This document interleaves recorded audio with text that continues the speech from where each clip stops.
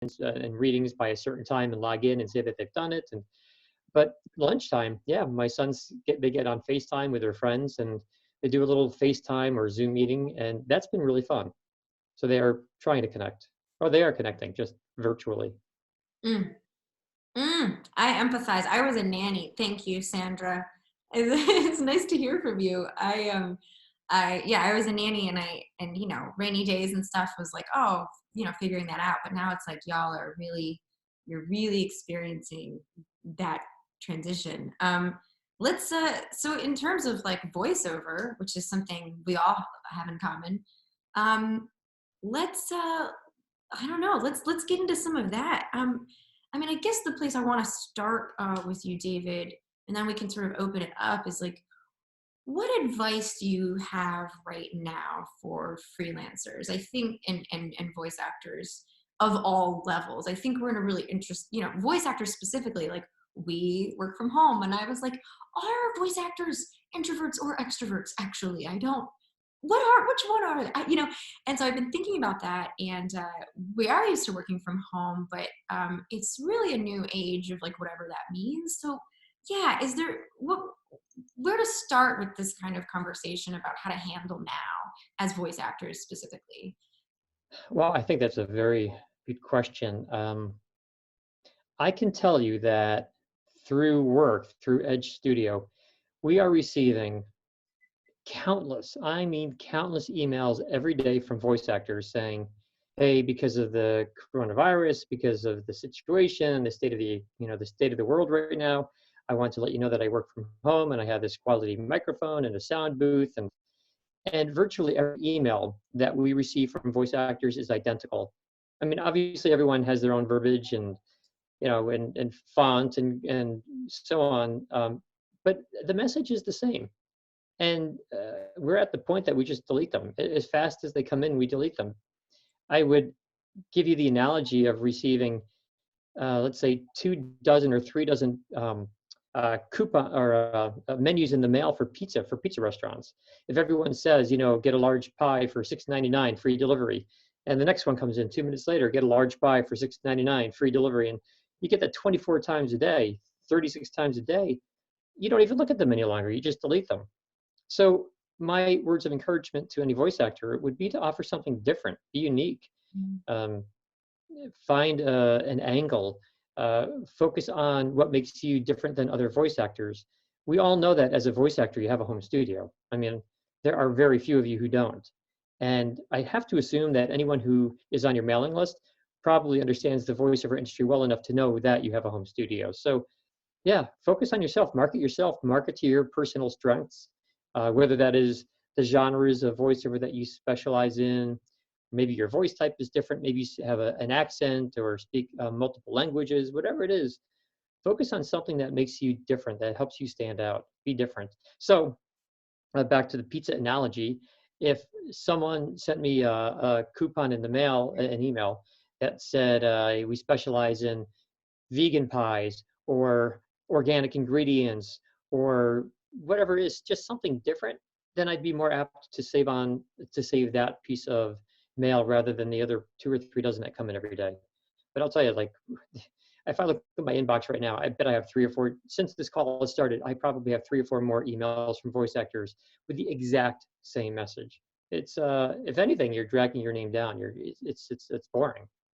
So So yeah. really talking about your specific brand and your specific strengths and what makes you unique when as you reach out to people is is one of the things that you're feeling. Yeah, I mean, that's true always, right? Always try to position yourself, to have some branding that is different or unique, explain why you can do things better or faster or why someone should hire you. If you give someone a reason to call you, if you make it clear if you make it clear as to what it is that you specialize in, then that recipient is more likely to put you in their files, and they know when to hire you, when to call you. So yeah, do something. And again, this is always the way you should be marketing. I believe the way you should always be marketing your voiceover career, but even more importantly now, because people like me and our studios and casting teams are being inundated with emails right now. So Yeah. It's a drag. They come in and like, okay, another delete, another delete, another delete. I'll have, without exaggeration, I'll have a dozen by the time this call is done. The vast majority of them tend to come in from 9 to 5, at Right. least 10 to 3 in the morning. So, yeah, I don't know. Well, I get them in the first thing. I look at my email in the morning, and I have a bunch anyway, so I delete those too. There's no good time to send a boring email. There's the quote of the hour. Yes. Time to send a boring email. Just going through these questions, I want to say, so Shelly, yeah, welcome. And she says that she's never done voiceover, but she's interested in learning. So that's great. Glad you're here. Suzanne wants to ask about the Edge Talent Directory. Filling out the questions, and some of the questions I didn't know how to answer, like how much do you charge? I'm not sure what to say because it depends on the project. How many revisions and what would you suggest? How do you want to tackle that, David? That has to be an 8-hour seminar. A couple of general things. One, with respect to rates and how to charge, it's different for every voice actor. There are hundreds of variables. I would encourage you to wait just a little bit because we have a new rate card coming out that has lots of information on it, a whole lot of information. Also, in our blog, at times we have published some articles on what to charge, so you can look through there, do a search. If you just go to Google and search Edge Studio and what to charge or how much to invoice, something of the sort, then I think you'll probably find a bunch of these articles. And a lot of that was written by someone who's on this call. His name is Randy Wrench, or his name shows up as Randall, who's a fabulous copywriter and knows the voiceover industry in and out. Hi, Randy. Not sure if you can see me waving. So yeah, there are so many variables. There really are. I can't even begin to go into them. It would just take too long. Suzanne, if you want to drop your email in the chat box, I can make sure we follow up with you when our new rate card comes out. If if that feels helpful, I'd be happy to do that. Yeah, great. Yeah, and it is a terrific question. It really is. I was just about to say something on it. Oh, with respect to how to submit your demo into our casting library, just put down whatever you can or leave things blank. Totally fine. We have the whole talent library is being redone anyway, and will be up. We are told, I think, sometime in June, so about 2 months. Here, do you want, wait, my younger son's here. Do you want to come around? Okay, this is Harrison. So, Hi. Ryan, is Ryan still on? Yeah, Ryan. Ryan. Let me see if I can lower the camera. Aww. Wave to everyone. Hi. Hi. Well, nice to meet you. So cute, David. I mean, handsome. Yeah, great. Yeah, Ryan. This guy over here has his daughter up. Aww. So cute. Oh, this is good. Heartwarming. Great. Suzanne, did you have any? Do you want me to unmute you? Do you have any follow-up questions to that? I want to make sure you're. Oh no, I'm just because like there's only like these short questions and there's like one line for each question and it's like how much do you charge and there's one line and I'm like Right. What I would also say is if you go into Google and research how much to charge for yeah a job, any answer that pops up, take it with a grain of salt, or right. even better yet, don't believe it. Seriously, because what I have found in this industry, and this is really the one thing that bothers me about the voiceover industry, is that everyone speaks from their own perspective. And this is something that I have preached about. I have talked about time and time again. People talk from their personal perspective, and what works for one person doesn't necessarily work for everyone else. And in fact, usually doesn't work for everyone else. And I will give you an analogy. If I was to say to you, I'm buying a car, all right, does anyone have any recommendations? It's very likely that everyone will spit out a car. Oh, I think the Toyota Model X or the Ford Model Z is good. But how could you possibly tell me what car is best for me until you know how many kids I have? Because maybe I have 9 kids and need a minivan. Maybe I have a long drive to work and need a gas efficient car. Maybe I live in back roads in Vermont and need a 4-wheel drive something or other. Maybe I'm a landscaper on the weekends and I need a pickup truck. I mean, there are different cars and different types of cars for different reasons. The same thing happens with microphones. There are lots of different microphones, but you buy a microphone not based upon the price or the color of the microphone because it's cool silver and matches your walls, but you buy a microphone based upon the qualities of your recording booth, the qualities of your voice, how a microphone reacts to your certain voice. You buy it on the type, the genre in which you record. I mean, there are different types of microphones for different reasons. And when it comes to how much to charge for a voiceover job, the same thing applies. There are different rate structures. So if you search Google and say, what kind of microphone is best, 20 different voice actors will pop in and say, oh, this microphone is best. Or no, I encourage you to get this microphone. People will all tell you what microphone is best for you before they know your natural voice, what it sounds like, and before they know the genres that you record, and before they know about the acoustics of your recording booth. So again, anything that you search online, take it with a grain of salt. Certainly look online, gather all of the information, but then make an assessment that's right for you. You know, and on top of all of that, there are different tactics when it comes about getting voiceover work. Do you want to come in and be a less expensive voice actor and try to do volume work? You know, maybe find some clients who really are looking to pay less money. You know, I know some voice actors who claim they've done pretty well on Fiverr. And while I don't personally think that Fiverr is a good way to go because it diminishes it hurts everyone in this industry, and that's a whole other side topic. I do know some voice actors who take that tactic, whereas I know other voice actors who say, you know what, I'm brand new, but I'm going to charge a fortune. And maybe I'll get fewer jobs, but those few jobs will pay really well. I'd rather do one job that pays $1,000 rather than 10 jobs that only pay $100. You know, you end up with the same money at the end of the day for a tenth of the work. There are just so many ways to consider this. So, you know, when our new rate card comes out, I know it will be incredibly helpful. We've been working extremely hard on it. So yeah, look at everything you find online, absorb it all, come up with something that's right for you. Honestly, if you want, you can always, you know, tell Siobhan or someone in our office to schedule you. Like if you want a consultation with someone who in our office that specializes in rate structures, I'm happy to do it. Any of our coaches can do it. But again, you can probably do it on your own. Yeah, it's so much. There's so many aspects to it, but it's a really good question. And with something else, and a lot of voice actors will take the tactic of including a lot of what's the word?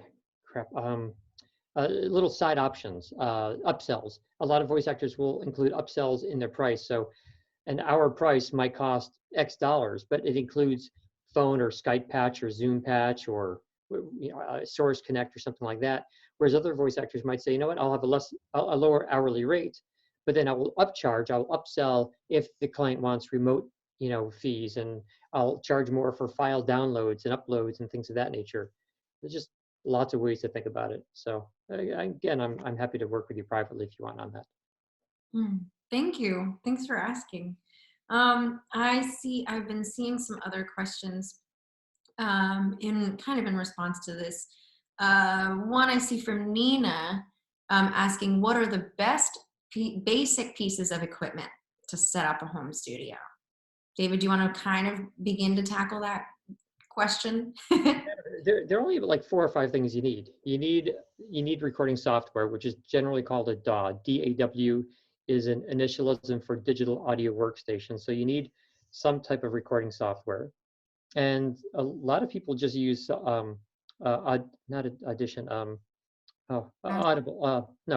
Audacity. Sorry, so many A's. I'm thinking Audible, Adobe. A lot of folks use Audacity, which is free. You can certainly buy programs out there. The granddaddy program would be Pro Tools, which if you're new to voiceover, even if you are active in voiceover, Pro Tools is generally way more than you need, and it's expensive. So yeah, you can get by for free with Audacity. Second thing you need is a relatively decent computer, but most computers built within the past 4 or 5 years really are decent enough. You need a quality microphone. As I mentioned a few moments ago, choosing a microphone is not one you just choose. You have to really know what you're doing to find the microphone that's best for you and the genre that you record in and the acoustics of your booth and so on. What else do you need? You need some playback system. You need to be able to hear what you have recorded. So if you are on a tight budget, I would suggest headphones rather than speakers. Of course, sometimes headphones hurt your ears after a while, but if you have to have one or the other, I would go with headphones. And good pair of headphones, it's going to cost you at least 75 bucks or 100 bucks. Make sure you get studio quality headphones, also known as uh, what's the other word for them? This the second word I forgot. Sorry. Anyway, studio grade headphones, because they have a flat EQ response. If anyone knows the other name for studio quality headphones, like professional broadcast, there's another word for it. Monitor headphones? No, yeah, studio monitoring headphones. But anyway, you want headphones that have a flat EQ curve. If you buy consumer grade headphones, they generally, very often, they tend to, they try to make things sound better. So they boost the top end, the treble, and they boost the bottom end. But that's not a fair representation, an accurate representation of what you sound like. So you want something with a flat EQ curve. You need music stand.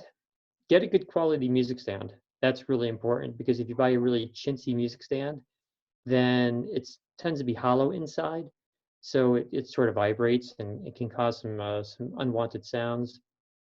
Well, you need a popper stopper. Get a good quality popper stopper. That won't cost you more than 30 or 40 bucks at most. Finally, you need a really, really good acoustic room to record in. You need to make sure that your walls, your ceilings, and floors are all padded. Thick foam, or if it's a closet you're recording in, make sure there are lots of sweaters and blankets on the walls. Even on the ceiling, you can hang some thick blankets, like moving blankets or sleeping bags. Just take a big moving blanket and use a nail and just hammer it into each corner of the ceiling, and let it kind of swoop down about an inch or so, like a cloud, and maybe even have 2 layers or 3 layers.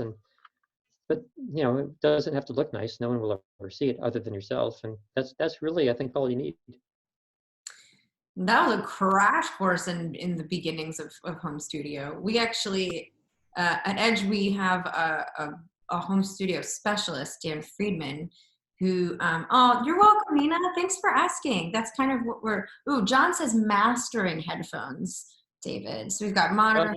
Yeah, mastering headphones. There's still another word, but hey, Johnny, there's another word for it as well. But yeah, as long as, like I said, as long as when you buy headphones, let me say it this way, usually there's a visual that shows you the EQ curve, and you want to make sure that it's pretty much flat right across. And then you're generally fine. Oh, also with headphones, make sure they are closed headphones that go over your ears, completely over your ears, rather than relying on earbuds or AirPods or anything like that. Yeah, and it's definitely, if it's something you have a little less confidence about, like, it's hard. Like right now, we're sort of in this really bizarre time warp, but since a lot of our education stuff here at Edge, actually all of it can be done remotely. Having a home studio consultation, for someone like me, like when I talk to professionals in this way and they're like, you do this and we got you and holding your hand, it really can kind of help. So Nina, if you feel like you want to reach out, if you're getting ready, audio interface, says Adam. Hi, Adam. Unless using a USB mic. Yeah, that's a really good point too. It can get really, once you get into the details, it's really complex. But so if you're feeling ready and you're feeling and anxious at the same time, it might be a good time to have a consultation with someone who can sort of hold your hand through those things, which maybe right now is a great thing to focus on instead of panic and hysteria. It's amazing how many times voice actors come to me and they're upset that they're not winning auditions. And I'll just listen to the recordings and I'll say, yeah, of course not. Because if you listen carefully, you'll hear this quality in your recording or this other quality. And they haven't noticed that the quality of the recording is what's holding them back. Sometimes their performance is great, but when a voice actor hires you from your home studio, they are hiring you for lots of reasons. I mean, number one, being professional and having a standard rate, or one that they can afford, and the quality of your voice and the way you read, but also the acoustics of your room. The quality of your audio is paramount, and lots of voice actors are held back just because of that. So yeah, I would do what Siobhan says and get someone to check it out, us or someone who you feel qualified. Yeah, Dan Friedman can do it through Edge Studio.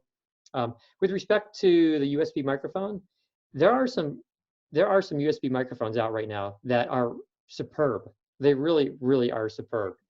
And I think dollar for dollar, perhaps a USB microphone is maybe not quite as good as a more standard microphone, one that requires an interface. However, so much of the recording, the quality of the recording, is dependent upon how you use the microphone and the acoustics of your studio, that a good sounding, a relatively good USB microphone that, let's just say, costs $300 will sound 1,000 times better than the world's greatest non-USB microphone, a standard microphone, right? A $3,000 microphone that's not USB won't sound nearly as good if it's in a poor sounding recording booth. So if you only have enough money to put it, a lot of it into one item, make sure the acoustics of your booth are really up to par. That's the most critical thing.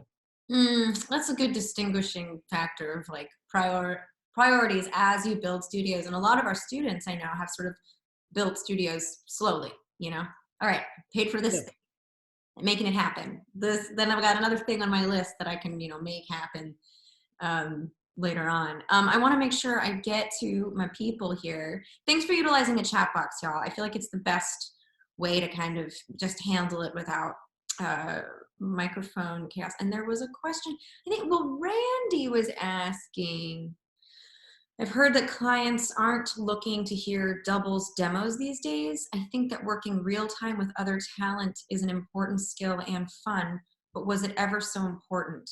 If so, is it less important now? Why is that? Maybe the decline of funny radio commercials. That's a good question. I have one of our coaches is here, Johnny Heller, and he's actually he was my coach for my commercial demo, and he's actually on my commercial demo doing a two-header, and it's a really cute ad for Tiger Balm. But is that the kind of thing you're talking about, Randy? About like a two-header on a demo? I'm gonna unmute you.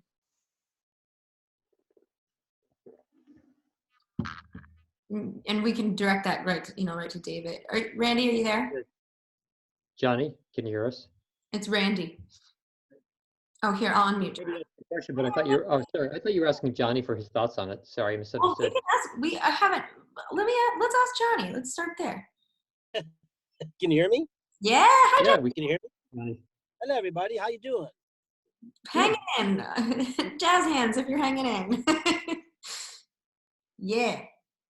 So what are you asking me? So I think, yes, Randy, okay, so he was asking about essentially like what I'm calling like a two-header on a demo. And his written question up here was he felt like doubles on demos these days are in a decline, and that working real time with other talent is an important skill, but is it less important now? And why is that? Maybe the decline of funny radio commercials is what he's talking about. And it's just my opinion is when you make the demo, if you can have if you can put a piece of a demo that you working with another actor, first it's your demo, so you need all the good lines. It can't be long, but it does give an indication of how you will do in a dialogue script, which are very prevalent. And it's much easier for the who's ever listening to your demo say, oh, that guy or that girl can handle dialogue. That's important, because otherwise, when you audition, you'll find so many auditions say, you be Bob and somebody else is going to be Susie, and you have no idea who they're going to pair you up with. True. In the old days, when you used to go to auditions, they'd pair you up with someone from your agency. And in all the years I did that, I never once got the job with the person they paired me up with. But they were aware that I can handle dialogue. So I think there's some advantage to dialogue on a demo. If it's short, if there's a point. For me, in the demos I direct, I prefer them to be funny because it shows comedy, it shows timing. The difficulty now is if you're in separate places. I know Ed Studio's tech savvy enough to figure out how to put Siobhan on with Johnny from two different places. I have zero idea how that works. I don't even understand how this chat box works. So, the fact that you unmuted me to speak is just a mystery to me. But so, if you're in the same room, I get it. If you're not, I have no clue. But I think it's important to have it there if you can. It's better than not. I think if it helps the demo and helps sell what you can do. Yeah, I agree with that. I think that there are, in addition, other advantages of having a dialogue spot on your demo. It just adds variety to your demo. Because those of us who cast, we listen to a lot of demos every day, and it really does add an element of surprise and differentiation on someone's demo, because currently most demos don't have doubles. So it adds variety just within the context of that one demo, and it adds variety or makes that demo a bit more unique from other demos. As Johnny said, make sure that it's short, but also make sure that the other voice actor, your double, so to speak, has a very different sounding voice than you, because we've heard spots, or I should say doubles on demos, and it's hard to figure out which person you're supposed to be listening for, especially when it's the first spot on the demo. So if I listen to a demo and I know I'm listening to, let's say the person's name is Frank, and there are two guys talking about something on at the beginning of the demo, I don't know which one is Frank. I'm not sure whom I'm supposed to be listening for. So make sure that, again, the other person has a different sounding voice. Make sure it's not the first segment on the demo, and then all of the other things that Johnny said. Yeah, and I just put in the chat box, just if you wanted to see an example. My commercial demo features Johnny, and it's just a cute, quick dialogue, and it's not the first spot. And a different gender is probably a good idea in that, and to speak to what you're saying, so it's like very clear. And yeah, and I'm the featured voice in that in that little text that we wrote. So I think, yeah, that's really good. Super helpful. Thank you, Johnny. It's so great to have you. All right, Randy, I hope that answered your question. I would never use another guy in my, all right, got it. I saw a question. All right, I'm gonna mute you for now, Johnny, until we need you again. I saw a question from Don that says, everyone always says to demonstrate what's unique about you in your outreach. Okay, speaking to what you were saying before, David, can you give us an actual real example of an email you've gotten recently that did catch your eye and made you consider the voice talent? Great question. Wow. Yeah. So when a voice act, well, a great one actually came through probably a week and a half or 2 weeks ago. Someone wrote that I specialize in the education world. I specialize in educational voiceover. And what a great time, because right now e-learning is up, educational tutorials are up, online learning seminars are being recorded more than ever before. And this voice actor had a whole demo dedicated to that one genre and said, this is what I specialize in. I have teaching, education skills as in my background. I'm a voice actor. This is the industry I know. This is the voice actor that I focus on. And I realized, okay, this person's a specialist in this particular genre. I know a lot of voice actors who are scared to do that because they think, man, well, I'm pigeonholing myself, right? If I say I specialize in educational material, then I'm basically saying, well, don't hire me for commercial work. But, I don't know. Usually that's okay. Look at all of the stores out there that aren't like Macy's and Sears that sell everything. Lots of specialty stores, right? And there's nothing wrong with being a store that only sells clothing or only sells food or only sells bedroom furniture. Macy's sells it all, but you don't have to sell everything to be able to be successful. Randy, who's on this call, once said to me, and I always remember this line, you don't have to be everything to everyone. Let clients know that you specialize in something. To that point, you can always come back to that client with additional demos and say, look, I specialize in education voiceover. I also provide commercial and narration and telephony and so on. But yeah, this person made it clear to us what it is that they specialize in. They hit us at a time when we're getting lots of requests for this type of work. It was perfect. And we have them they're top of mind. They're absolutely top of mind. So our casting teams now can say, great, we have an e-learning job. We just got that email from someone, a voice actor who specializes in e-learning. Let's hire them. Let's at least send them a script for an audition. Don, I was trying to unmute you. Don, and if you wanted to follow up, you can freely communicate if you got more questions regarding that topic with David. No, that was actually a perfect answer. Kind of goes along. I've worked in sales and business development before, so that's kind of the same strategy of always specializing your outreach. So yeah, and have a demo done that specializes in those genres, right? And you can even have one demo and just call it business, corporate business and sales.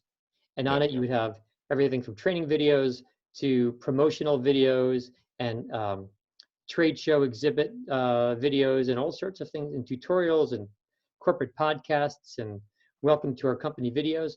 And when you're reaching a company that's not necessarily focused on sales and corporate work and business work, then just call it a narration demo. Just rename it. Use the same demo. You know, just retitle it when you send it to different people. Ooh. But then Thank you. change the background. So let someone within an eye shot, within 2 seconds, let them understand that this is what you specialize in. This is your vocation background.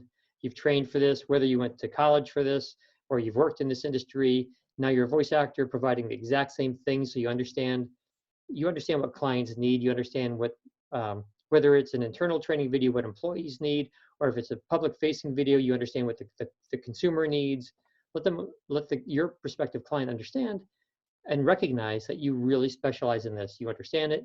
You have personal interest in it, and that interest will be translated to the ears of the listener. You understand the pronunciation of particular words which may come into play. These are the things that the client wants to know, because when a client hires you as a voice actor, they're putting their trust in you, and they're not there to guide you through it. I mean, sure, they may patch in through phone or something or Source Connect, but that's the most you'll be with them. And as we all know, a small percentage of voiceover jobs are actually, does the client actually patch in, whether it's 10 or 20%. I don't have the accurate number, but it's not a huge amount. And so they are trusting you. And if you give them more trust in you, they are more apt to hire you. Thank you so much. Thank you. Okay, John. Bye, Johnny. Love you, Johnny. All right, I'm gonna silence my friend Don, and then I'm gonna go to Ryan now. Okay, this is a big one. So Ryan is asking, are there any circumstances in which you would recommend producing your own demo? 99.9% no. No, I'm going to say 100% no. But there are a few people out there who could probably go 99.9% of the way on their own. So let me explain. I have occasionally in this industry, and I mean rarely, but 5 or 6 times in 30 years, have I come across someone who I believe has really been able to do their own demo top notch. But even in those few cases, when I have been asked to review the demo, someone has said to me, look, I did this on my own. I think I have the ability. I've always found at least one little thing, not even multiple things that they can go back and tweak. Of course, as a side note, it's very easy for them to tweak those little things because they have the original files and they can make the changes very easily. They don't need to schedule studio time with an engineer to make those changes. So yeah, if you think that you really have the skill set to do something totally on your own, go for it. But at least get it checked out by someone like me or someone who has comprehension of the genre in which you're shooting for. But the average voice actor cannot do it on their own. Well, let me say this differently. Everyone could theoretically record their own demo, but it would just not be marketable. So technically, yes, you can find copy on your own and record it on your own and self-direct and mix it on your own, but how marketable will it be? Probably not very marketable, and then you're wasting your time. I mean, this is your resume, guys. This is the direct, one of the main direct links between you and getting work. And I can't imagine that anyone who's searching for, let's say, an office job would ever write their own resume and not have someone else review the resume. You know, I have friends who are looking for work and they'll send me their resume and say, hey, you know, dude, take a look at it, you know. And usually there's at least a typo or a formatting error, or if not more, substantive changes that need to be made. Same thing happens with demos. At minimum, have someone who understands from like my perspective, have them review your demo. But yeah, there have been a couple of people who have surprised me over the years. We've usually hired them because they're really good, you know. Like, I mean, not just as a voice actor, but like we brought a couple of those people into the Edge team because they're just so uniquely skillful. I've unmuted Ryan in case he has any follow-up questions about that. Ryan, are you thinking about producing your own demo at home? Is that why you've asked? I would, the consideration is that I like to try to learn kind of every in and out of what I'm doing. I would never publish it, you know, in the event without like you said, coming to some professionals and having a few different people hear it and everything. If, you know, in the very rare circumstance that I produced something that was good, then awesome. You know, I learned some skill sets. I was able to put some things together. I wouldn't consider that a waste of my time, because everything in the process for me is kind of building skills.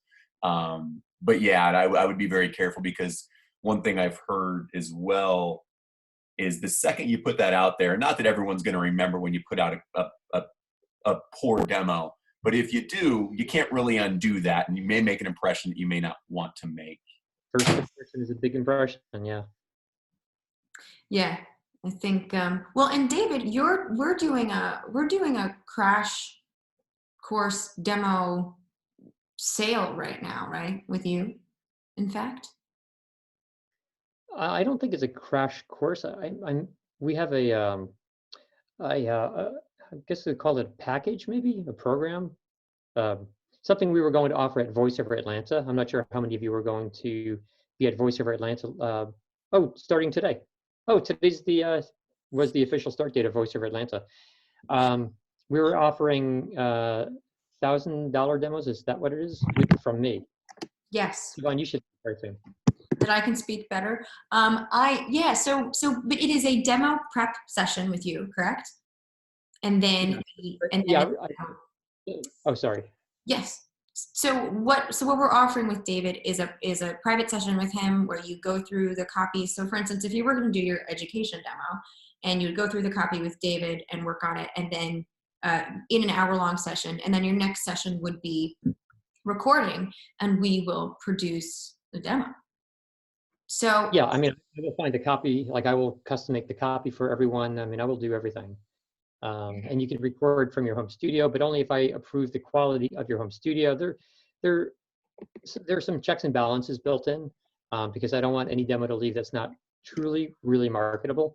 I just didn't remember the price. Is it $1,000? It's $1,000 for all of those things. So if that's something you're like, what can I do with all this time stranded at home? We're doing well, I mean, I'm calling it crash because it's not a long drawn out process of 5 sessions like we usually do in our education program, you know. So I think for more experienced folks who are looking to make something new, I think it's a perfect opportunity to work with David and get some new stuff recorded and landed. And you don't have to have the stress of, you know, self-producing while you're at home. Yeah, if anyone wants to do it, I mean, like I said, I will help you. We'll have a session, and I will help figure out your strengths and weaknesses if that's what you need, or you may know what genre or type of voiceover you want to specialize in. I will find the material for you. I will direct you through the recording session. We will mix it, you know, with music and sound effect and all of that stuff, and master it, and all of involved. Yeah. And Shannon has actually dropped that link to the demo package with David in the chat box.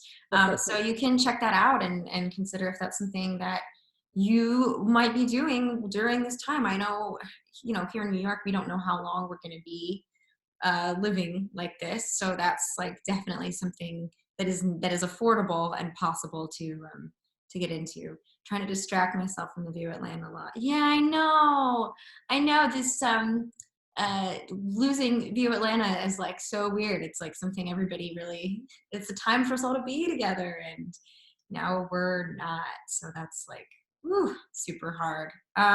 In our last few minutes, does anybody have any other kind of questions they want to throw at us before, you know, we can always riff on some of the things we've talked about if not. Yeah, Siobhan, you did this last time we did one of these meetings. Can we do I forgot what you call it, but like a real quick Q&A session? Yeah. Last time we had a meeting like this a month ago. Yeah. We did like real fast. You ask a question, I give an answer, like real rapid response Q&A. Oh, okay, we can, but before we get there, I want to, Suzanne's asking about the audition contests and who evaluates the audition contests. Is it David? I find them very helpful, is what she says. No, well, thank you. It's a 3-person process. So a casting person in our office, her name is Kendra. She goes through all of the entries, and sort of gets it down to anywhere from 5 to usually 8. She sends me the top, her top picks. Then I choose first, second, third place. Kendra includes some notes as to sort of what you heard among all of the people who participated in that particular contest. I add more notes, what I'm hearing, why I chose these 3 people, what I like about their deliveries, what I dislike, where I think there's room for improvement. Then it goes to our fabulous copywriter who's on the phone, as I mentioned earlier, Randy, and he takes Kendra's notes and my comments and puts them into that article. And that is our process. And it's been that process for maybe 7, 8 years. Yeah, it's been a while. I'm glad you find it helpful. What I understand from is a lot more people who submit entries into the contest actually just read the follow-up, just the notes that we have, because it's a pretty long article and it really does help you become a better self-director, which is so critical for all of you. So if you're not familiar with it, go to our website, click on the free Career Center, and there's a link for the free audition contest, and it's every month, and you should definitely participate. And I'm glad, thank you. I'm glad that you find it helpful, because I know that's something we, that's important to Edge, is like, what is the ways in which we can offer these things up that are genuinely helpful to y'all, and how to keep this community active in ways that doesn't always cost things. So I'm so glad that that's useful, and we really enjoy doing it. And I do have one more from Don. Slight technical question about editing. This is great, David, the engineer. When editing auditions, better to remove all audible breaths or leave some light ones in for a more natural sound? It depends on what you're recording and who you're recording for, and if you have an actual job, what the client wants. So if you're given a job, you should ask the client what they want. Sometimes it's pretty obvious, sometimes it's not. If you're recording an audiobook or any voiceover where it's supposed to sound natural, personal, informal, then you probably want to leave breaths in most instances. Maybe you need to lower them. And technically speaking, the stronger your compression and normalization, the louder the breaths will be. So the more you need to lower the volume of the breaths. And if you're recording something that is not supposed to be first person, informal, easygoing storytelling, but rather is more factual, like a documentary or telephony or corporate training video, usually it makes sense to completely remove the breaths. This is one of those things that I spoke about earlier. If you ask online, if you type into Google, as a voice actor, should I remove breaths? Lots of people will say yes or no. But people always speak from their own perspective, and you can't take anything too seriously. You know, there's a rhyme and a reason for virtually everything. Does that, I'm unmuting Don again. Yeah, Don, does that answer your question? For the most part, but to be really specific then, because a lot of the time I'm thinking about auditions where you don't have the ability to ask a person and you've never worked with them before. Let's say just, typical radio commercial audition you receive from your agent type of thing. But I've always proceeded with I just remove all audible breaths. Yeah, but if it's I would not suggest that. I would encourage you to leave the breaths if you're supposed to be, if you're reading a commercial, which is really about it's a story, for example. If you're supposed to sound first person, informal, easygoing, if you're telling a story in that commercial, perhaps the breaths make sense. I'm not saying they always will, but sometimes they do, just at a lower level. Yeah. That's super technical. Yeah, listen carefully to commercials which are similar. So let's just suppose, company X sends you an audition, right? So go to Google and type in that company name and commercials, and listen to previous commercials that they have released, and try to find some commercials which are similar, or maybe competitors. And you may hear them. You may hear breaths. You may not. Sometimes they're low. Sometimes they're hard to hear behind sound effects or music. Sometimes they are removed. It depends. Yeah. What actually sparked me to ask the question is I've been thinking about it recently because of obsessively listening to commercials and documentary reads. And specifically, I noticed that Liev Schreiber on HBO Sports, when he does his narration, they leave a lot of his breaths in there. So it just got me thinking about it recently, that I might be over editing.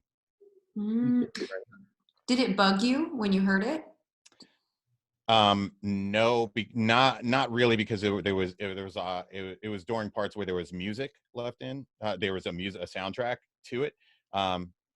Sometimes it bugs me when I hear it on podcasts, when I hear dry, no effects, no sound audio from a voiceover artist. It usually bugs the hell out of me when I hear really consistent audible breaths. Podcasts can be hard because a lot of people on podcasts have never had any voiceover training. Mm. Sometimes that really like drives me bananas, where I'm like, oh my God, one session would really help you. Yeah, and also it's not just that they haven't had voice training, it is that, but it's also that they don't understand engineering. So because they are their volumes may be very inconsistent, or they may be moving closer or further from the microphone while recording, the volume comes across very inconsistently. Their level changes a lot. So then they rely more heavily on compression and normalization. And as I mentioned, coincidentally, about 10 minutes ago, the more you compress the audio path, the audio signal, the louder the breaths will be. So, in real life, their breaths may be barely audible relative to the volume of their voice. But by the time they're done compressing their audio, the breaths will appear to be much louder. So that now they have to go back or they should go back and lower them. Well, awesome. Y'all, I super appreciate it. I know, did Renee step out? Renee said, David, she just said big thanks and can we do this again? And to end kind of with our comments, Randy says, my impression as an observer is that a noticeable gap between sentences could be an edit. In an audition, I wouldn't want a recording pieced together from a whole bunch of takes, so it should not be noticeable. Minimizing room tone, it depends. I need to redo my demos. Yes. Okay. Well, Renee, get up, check out that link and maybe work with David on your next demo while we are here. Y'all, so thank you. This is like, we're figuring this out. John, I'm so glad this was helpful. Thanks for joining us. I are interested in doing more of these. I don't think I have to pull David's leg to do this. So thank you, my friend H. So we'll continue to, if y'all are into it, it would be great if you tagged us on socials and we're like, oh, I had a really good time, just to like let people know that there is a place where we can come and just talk about things. I think it's important for us to try to keep positive and motivated and focused. I know that those things, oh good, yay, Don. I know we weren't sure what to expect. We were like, let's just get together. And but definitely something we talked about in the education department was like, how do we stay motivated and positive during a time where it's really easy to give in to the stress and anxiety of like what we're going through. So for me, I feel like that means everybody coming together, talking about stuff, talking about our work, asking each other questions. And I know David and everyone at Edge, that's really important to all of us. So check out the link that we dropped. I can drop it again. If you're interested in working with David, even if it's not in terms of doing a demo package, we can do one-on-ones. All of our coaches are working, our entire education department is working fully remotely. So you can have sessions regarding anything at all, from your home studio to specializing in the certain fields you're working in voiceover, audition prep, all of that jazz. Is there anything else you want to add, David? No, well, yes, I wish everyone is safe and if you have any questions, feel welcome to reach out. Feel welcome to reach out. Stay safe, stay home. Thank you for being part of that movement here with all of us. I'm so delighted. We had 20 people. That was beautiful. Thank you. Thank you. Siobhan, thank you so much for hosting us. It was a blast. I really enjoyed it. Mwah. Be safe, y'all. Be healthy. Bye.